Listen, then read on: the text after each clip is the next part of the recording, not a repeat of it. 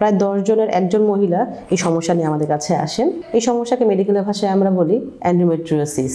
কি এই এন্ডোমেট্রিওসিস? আমাদের জারীয় বা ইউটেরাসের 3টা লেয়ার থাকে।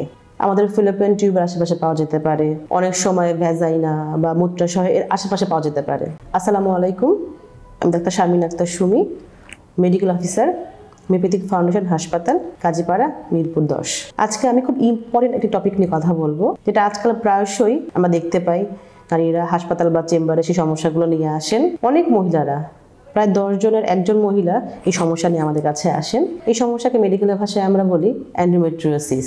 কি এই এন্ডোমেট্রিওসিস? আমাদের জারীয় বা ইউটেরাসের 3টা লেয়ার থাকে। তার মধ্যে সবচেয়ে ভিতরের লেয়ারের নাম হচ্ছে এন্ডোমেট্রিয়াম, যেখানে এন্ডোমেট্রিয়ামের মতো কোষগুলো বা কোষের স্তরগুলো যা জরায়ুর ভিতরে থাকার কথা, যখন এগুলো বাইরে বৃদ্ধি পায়, অর্থাৎ যেখানে থাকার কথা তার বাইরেও পাওয়া যেতে পারে। যেমন ডিম্বাশয়ের আশেপাশে পাওয়া যেতে পারে, আমাদের ফিলিপিয়ান টিউবের আশেপাশে পাওয়া যেতে পারে, অনেক সময় ভ্যাজাইনা বা মূত্রাশয় এর আশেপাশে পাওয়া যেতে পারে। আমাদের পেটের মধ্যে এক ধরনের আবরণ থাকে, সেই আবরণের নাম হচ্ছে পেরিটোনিয়াম। তার আশেপাশেও এন্ডোমেট্রিয়ামের এর চিহ্ন থাকতে পারে, তার আশেপাশেও এই এন্ডোমেট্রিওসিসের চিহ্ন থাকতে পারে। এই এন্ডোমেট্রিওসিস কাদের বেশি হয়?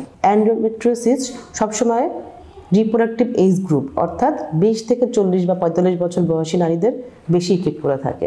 কি কি সিমটম থাকলে বা লক্ষণ থাকলে আপনার বুঝতে পারবেন যে আপনার এন্ডোমেট্রিওসিস হয়েছে? অনেক সময় কোনো লক্ষণ প্রকাশ নাও করতে পারে, সবসময় যে লক্ষণ প্রকাশ করবে এমন নাও হতে পারে। তবে সবচেয়ে বেশি যে লক্ষণটি প্রকাশ পায় বা মোস্ট কমন সিমটম, সেটা হচ্ছে পিরিয়ড বা মাসিকের সময় তলপেটে অসহ্য ব্যথা, যে ব্যথাটা স্বাভাবিক নয়। সাধারণত আমরা মেয়েরা এটা মেনে নিয়ে থাকি বা জেনে থাকি যে পিরিয়ডে তলপেটে ব্যথা হবে, এটা খুব স্বাভাবিক, এটা কোনো সমস্যা নয়। তবে আজকাল মেডিকেল সায়েন্স এগোচ্ছে এবং আমরা জানতে পারছি তো সবসময় এই ব্যথাটা স্বাভাবিক নয়। তাই আপনার বা আপনার কোনো আত্মীয়র কোনো মেয়ের যদি তলপেটের খুব অসহ্য ব্যথা থাকে পিরিয়ডের সময়, তাহলে অবশ্যই তাদেরকে কাউন্সিলিং করুন এবং অবশ্যই ডাক্তারের কাছে পাঠান। কারণ যত দ্রুত আমরা এন্ডোমেট্রিওসিস ডায়াগনোসিস করতে পারবো, তত দ্রুত এর কুফলের হাত থেকে আমরা নারীদেরকে বা ছোট মানুষ যারা মাত্র তাদের পিরিয়ড শুরু হয়েছে বা রিপ্রোডাক্টিভ জীবন শুরু হয়েছে, তাদেরকে এই কুফলের হাত থেকে রক্ষা করতে পারবো। এছাড়া আরো কিছু কারণে এন্ডোমেট্রিওসিসের হতে পারে এবং লক্ষণ প্রকাশ পেতে পারে, যেমন অ্যাবনর্মাল মেনস্ট্রুয়েশন, মানে অস্বাভাবিক মাসিক চক্র। সেগুলো কেমন হতে পারে? যেমন মেনোরেজিয়া হচ্ছে যে পিরিয়ডের সময় অস্বাভাবিক রক্তপাত, মানে যে স্বাভাবিক রক্তপাতটা হওয়ার কথা বা রক্ত যাওয়ার কথা তার চেয়ে অনেক বেশি রক্ত যেতে পারে। তাছাড়া পলিমেনোরিয়া হতে পারে, অর্থাৎ ঘন ঘন মাসিক হওয়া। সাধারণত আমাদের মাসে একবার বা 28 দিনে একবার মাসিক হয়ে থাকে, কিন্তু আমরা মেডিকেলের ভাষায় 21 থেকে 35 দিনকে নর্মাল ধরে থাকি, অর্থাৎ 1 মাসের 1 সপ্তাহ আগে এবং 1 সপ্তাহ পর পর্যন্ত আমরা এটাকে স্বাভাবিক মাসিক ধরে থাকি। কিন্তু যদি এই সময়ের মাঝে বারবার মাসিক হয়, তখন তাকে আমরা পলিমেনোরিয়া বলি। তাছাড়া এপিমেনোরিয়া নামে আরেকটা সমস্যা আছে, অর্থাৎ আমাদের নির্দিষ্ট সময়ের চেয়ে বেশি সময় ধরে যদি ব্লিডিং হয়ে থাকে।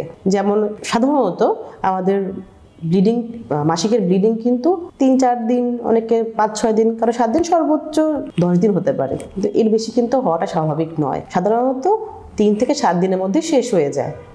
কিন্তু যদি আপনি খেয়াল করেন যে আপনার মাসিক লম্বা সময় ধরে চলছে, বন্ধ হচ্ছে না, তাহলে অবশ্যই আপনাকে ডাক্তারের কাছে আসতে হবে। এছাড়া ইনফার্টিলিটি গ্রো করতে পারে, অর্থাৎ তার বাচ্চা হচ্ছে না, বাচ্চা কনসিভ করতে পারছে না, তলপেটে ব্যথা হতে পারে, যে কোনো ধরনের ক্রনিক পেইন হতে পারে। অনেক সময় ওভারিতে সিস্ট আকারে সে প্রকাশ পেতে পারে। এটাকে আমরা নন মেডিকেল টার্মে চকলেট সিস্ট বলে থাকি।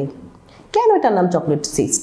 এই রক্তগুলো যখন জমাট বেঁধে যায় এবং পচে যায়, তখন এটা চকলেটের রং ধারণ করে এবং চকলেটের যেরকম একটা স্টিকি ভাব থাকে বা চিটচিটে একটা ভাব থাকে, এই সিস্টের মধ্যে সেই ভাবটা থাকে এবং এই চটচটে ভাবের কারণে এই সিস্টগুলো আপনার খাদ্যনালী বা আপনার হচ্ছে প্রস্রাবের রাস্তা, পায়খানা রাস্তায় আশেপাশে লেগে অসহ্য ব্যথা বা যন্ত্রণা সৃষ্টি করতে পারে। এখন আমরা ডায়াগনোসিস করবো কি করে যে আপনার এন্ডোমেট্রিওসিস হয়েছে? সাধারণত আমরা আলট্রাসাউন্ড করে এটা জানতে পারি এবং আলট্রাসোনোগ্রামে এটা সিস্ট নাকি চকলেট সিস্ট, এন্ডোমেট্রিওসিস বা যদি অন্য কোনো ফাইন্ডিংস থেকে থাকে সেটা আমরা জানতে পারি। অনেক সময় টিভিএস করি আমরা, যাকে বলা হয় ট্রান্সভ্যাজাইনাল সোনোগ্রাফি।